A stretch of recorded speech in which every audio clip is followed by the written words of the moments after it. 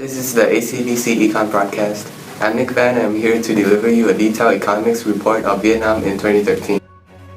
The country's current GDP is at $171.4 billion, an acceptable number compared to Vietnam's economy of previous years, but it still needs improvements. Additionally, Vietnam's GDP per capita of $19,000 shows that the economy is below the world average. Nevertheless, Vietnam's economy is experiencing a steady GDP growth rate of 5.4%. According to the business cycle, Vietnam is probably at the expansion period where the GDP growth rate exceeds 4%. The reason for Vietnam's good GDP growth rate is thanks to the investment from foreign investors, such as the FDI.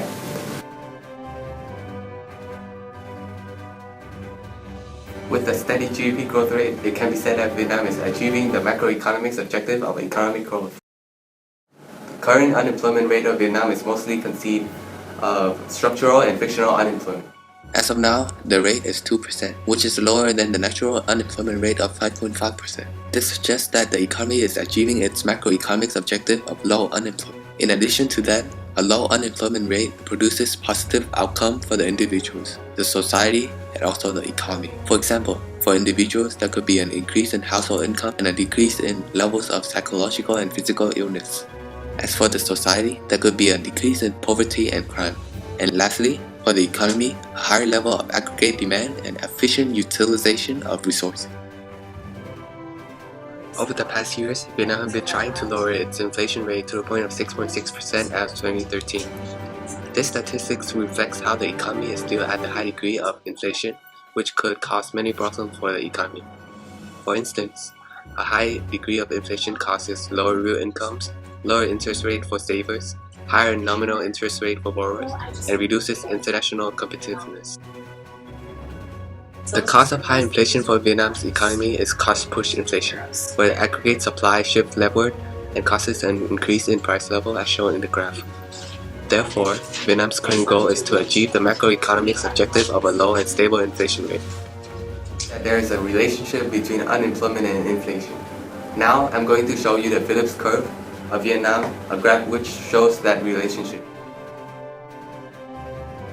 You can see when the unemployment rises, inflation decreases, and vice versa. Last morning, there was an interview with Dr. Trần Vinh Thiện, the director of Vietnam Institute of Economics. Here's a short part of that. Nhưng cái đặc điểm nổi bật của năm 2014 ấy, là cái quá trình phục hồi nó bắt đầu diễn ra. Đây là một cái dấu hiệu rất là tích cực. Cái phục hồi nó diễn ra là trên cả hai cái khía cạnh. Một đấy là cái tốc độ tăng trưởng ấy là bắt đầu nó cao hơn 2 năm trước.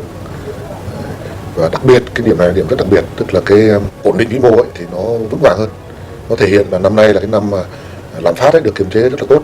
Nhưng cái điểm mà cũng phải nhấn mạnh lên tất cả các bạn là tuy cái quá trình phục hồi nó diễn ra nhưng ấy, với cái thái độ rất là thận trọng thì chúng tôi vẫn đánh giá rằng là cái cơ sở cho sự phục hồi ấy nó chưa thật sự vững chắc.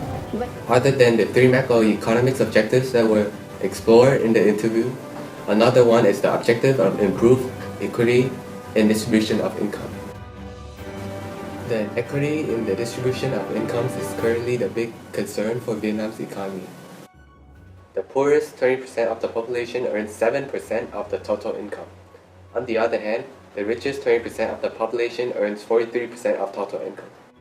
Vietnam's current Gini coefficient is 0.356. This number reflects that the income distribution in Vietnam is inequity. This figure is described by the Gini coefficient. It shows a straight diagonal line which represents the perfect equality of wealth distribution. The Lorenz curve lies beneath it, showing the country's wealth distribution. The difference between the straight line and the curved line is the amount of inequality of wealth distribution. Therefore, in order to solve this issue, the Vietnamese government is currently imposing progressive taxes to reduce the gap between the rich and the poor. Thus, it can be said that Vietnam is trying to achieve the macroeconomics objective of improved equity and the distribution of income.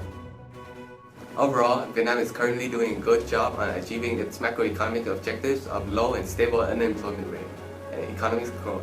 On the other hand, the economy still needs to get the high inflation rate under control and improve its equity and income distribution. That's it for today's news. See you next time.